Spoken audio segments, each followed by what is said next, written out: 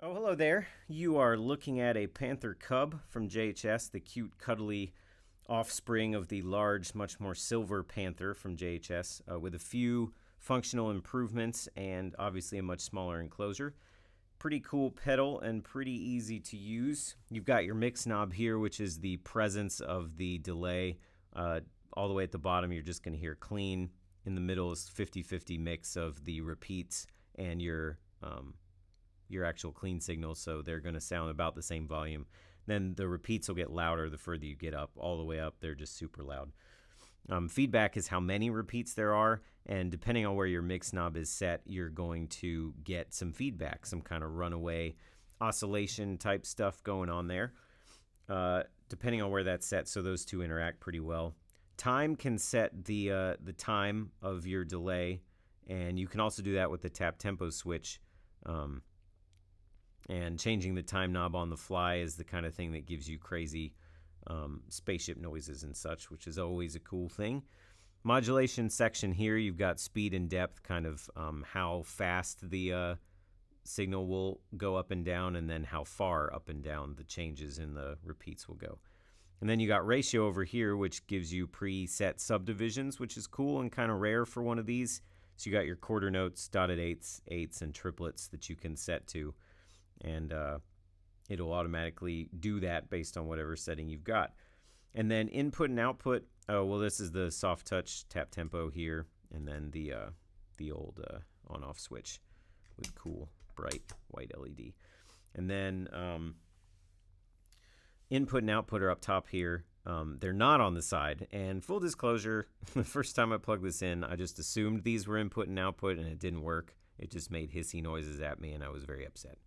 But that's user error, plain and simple. I'm a dummy. And so what are these actually? This one is for an external tap tempo or an expression pedal if you want to do that, which the expression you can assign to any of these four knobs. So you could get oscillation on the fly, you could change ratios, you could change the modulation as you're playing, so that's all pretty cool. This one's actually an effects loop, and all you need is a little TRS splitter out to two females, and you can stick any pedal or a few pedals in there, and that effect will only apply to the repeats.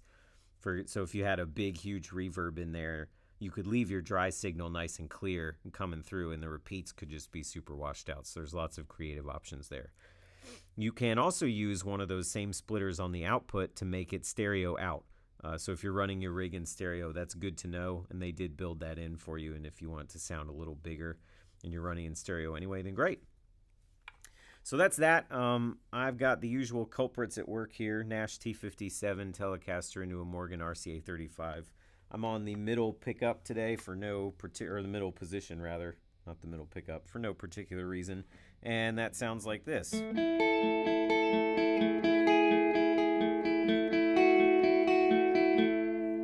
And here is the old Cub at the current settings.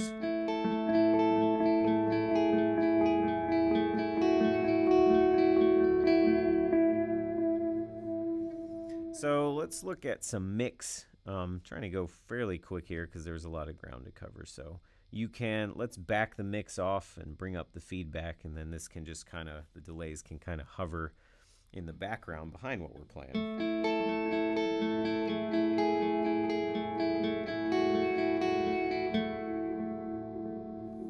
You can hear them back there.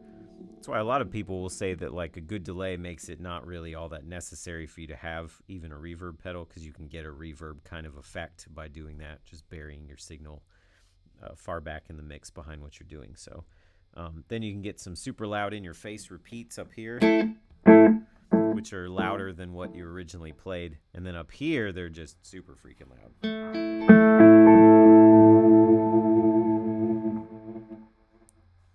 So be that as it may. Feedback we've sort of explored already. There's just very little down here at the bottom. It's just kind of one repeat and then like kind of one little tail bit back there, and that's really it. And then up here it's obviously going to get crazy and probably run away pretty fast. Here it comes. So we'll back that off so that'll go away. And so there you go with that. And then time if you want to get some spaceship noises.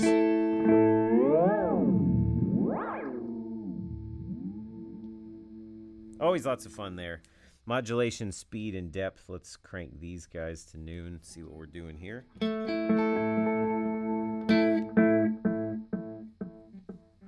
can kind of hear them start to, so let's make it slower and more pronounced. Then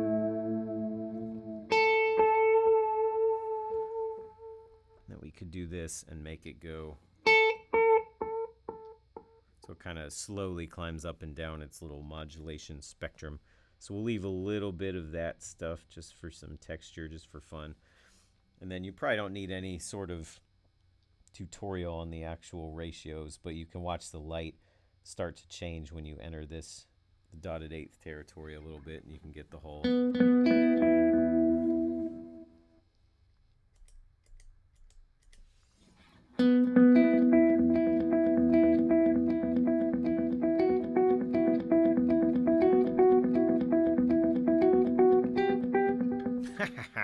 And you can play wrong notes, no matter what the settings are, if you want to. And eighth notes here. And then the old triplets.